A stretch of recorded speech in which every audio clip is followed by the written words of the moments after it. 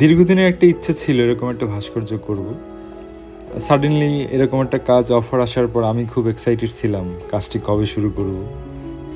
এখানে একটি পিলার ছিল, পিলারের সাথে অ্যাডজাস্ট করে কাজটি করা।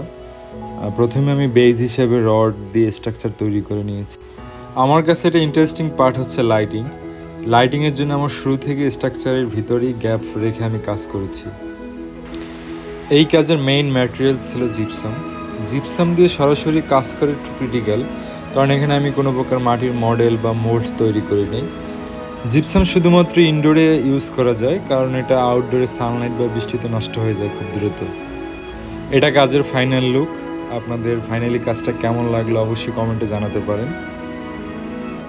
এই ভাস্কর্যের প্লেস হচ্ছে waterfall restaurant and convention hall, Dhanmondi 27-এ অবস্থিত, সোবহানবাগ মসজিদের পাশে, এয়ার প্লাজা।